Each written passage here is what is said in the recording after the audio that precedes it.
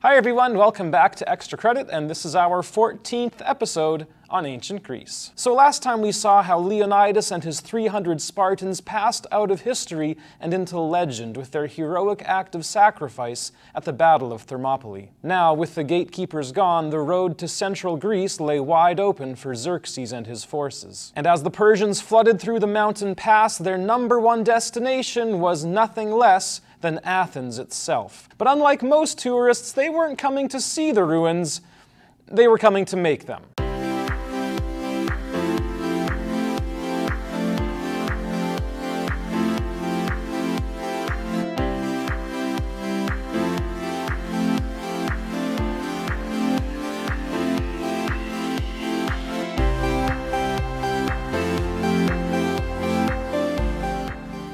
So to rewind a couple of episodes, you'll remember that while Leonidas and his Spartans were earning undying glory at Thermopylae, the Greek navy had been busy with the less glorious but equally important task of holding the line by sea. But after 3 days of warfare on water, when the Athenian commander Themistocles got word of Leonidas' last stand, he knew it was time for the allied ships to cut their losses and set sail for home. And it was now that the Greeks came to one of the most crucial crossroads in the entire war. With the holding operations over and the Persians about to descend on Greece like a biblical plague of locusts, the allies had an agonizing choice to make. Namely, where to make their next stand, knowing that it would probably be their last. So with their freedom and their very lives hanging in the balance, the Greeks once again did the logical thing and entrusted the entire future history of Western civilization to the human equivalent of a magic 8-ball.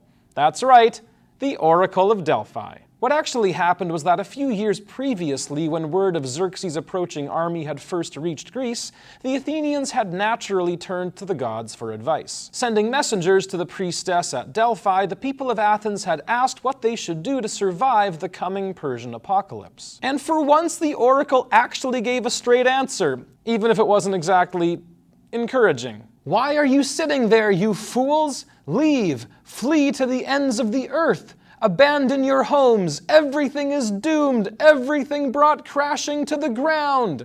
And the Athenians were like, maybe we should shake it again? Which is exactly what they did. And even though it still wasn't daisies and roses, this time the doom and gloom was at least pierced by a single ray of light. In her second prophecy, the priestess confirmed that when the Persians showed up, they would indeed bulldoze everything in sight, but this time she added a crucial hint. Far-seeing Zeus grants to Athens a wooden wall. Only this will stand as a support to you and your children. Divine Salamis, you will bring death to the sons of women. It was still more than a little ominous, but it gave the Greeks what they most desperately needed in this darkest of hours: hope. Because as we fast forward back to the present now, as the Persians poured into Greece after Thermopylae, the old prophecy was dusted off and re-examined by the Greeks with the urgency of life and death. And as the allies gathered together in the shadow of doom, the million-dollar question was what on earth the oracle had meant with her tantalizing words about the wooden wall. After all, if the gods were right, and they're the gods, so, you'd hope they'd be right. It was this mysterious barrier that seemed to be the only hope for the Greeks. Some thought the wooden wall was a reference to the Acropolis, the big central hill of Athens, which had traditionally served as a refuge to its people in times of war. In ancient times, the top of the Acropolis had been surrounded by an old wooden hedge, and these people said that this was the wooden wall referenced by the oracle that would save the Athenians when the Persians showed up. But in typical fashion, the resident big-brain Themistocles had another idea. You see, in his view, the wooden wall had nothing to do with some old hedge, but rather something that was brand new, namely the city's fleet of triremes, 180 of which had survived their encounter with the Persians at Artemisium. It was the ships, in Themistocles' mind, that were the true wooden wall that would save Greece. What made this even more likely was that it seemed to make sense of some of the oracle's other cryptic words, namely that really weird part about holy sausages. Like, what on earth is that supposed to mean? I can't... Oh, it's a capital S. Oh, Okay, yeah, that makes more sense now. So Salamis with the capital S was actually a small island just to the south of Athens, about half a mile away across a narrow strip of water. Taking his cue from the oracle, Themistocles argued that the wooden wall of the allied navy should withdraw to the island of Salamis, where the narrow waters could be used as the perfect place for a decisive final showdown with Xerxes' fleet. Just like at Thermopylae, the tiny constricted space would give the advantage to the Greeks and make the Persians' overwhelming numbers effectively meaningless. True, some of the allied commanders were a little skeptical about the whole Salamis bringing death to the sons of women thing, but Themistocles insisted that because the oracle had called it divine Salamis, it was the Persians who would die and not the Greeks. That, or maybe the whole thing really was about sausage. I mean, who really knows? But as solid as Themistocles' plan sounded on paper, there was still one pretty major hurdle. The Spartans weren't buying it. In their view, the better plan was to dig in and defend the Peloponnesus, meaning the enormous peninsula in western Greece where Sparta itself was located, and which anybody who's ever tried to defend Asia in Risk can tell you is a great idea. It's not a great idea. So with the allies at a standoff and both sides unwilling to budge, Themistocles stepped up to solve the crisis in the spirit of true Athenian democracy. Making a passionate speech to his fellow commanders, Themistocles pleaded with them, saying, "If you stay here at Salamis, all will be well. Leave, and you will destroy Greece. For the whole outcome of the war depends on our ships. So do as I advise. Because if you don't, I'll just take all my ships to Italy and start a new civilization, and you can have fun fighting the Persians all by yourself."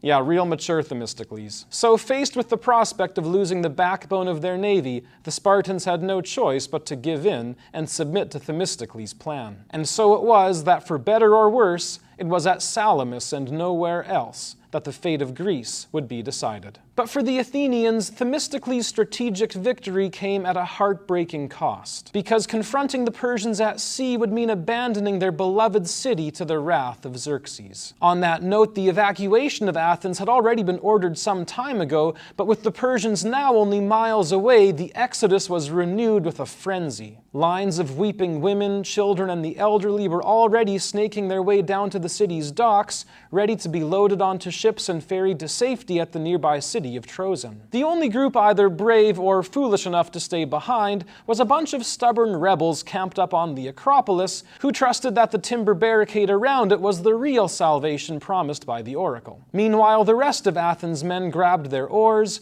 boarded their ships, and shoved off for Salamis in the floating wooden wall that was now the center of all their hopes. And as the sailors gazed back across the dark waters towards their beloved homes, a sudden twinkling of torches on the horizon told them they had made their escape not a moment too soon. Sweeping through the outlying fields and farmhouses, Xerxes' legions set fire to everything in sight with the fury of 10 years' worth of pent-up vengeance for Marathon. As for the city itself, the invaders burst through the gates and unleashed a hail of flaming arrows on the Acropolis, reducing the wooden wall there to a pile of smoldering ash. Swarming up the slopes, the Persians slaughtered everyone within reach, demolishing beautiful ancient temples, while the rest of the unlucky rebels leapt to their deaths on the rocks below. Finally, in the ultimate act of sacrilege, the Persians even torched Athena's sacred olive tree, said to have been planted in the depths of time by the goddess herself. With the very symbol of Athens itself now nothing more than a charred trunk,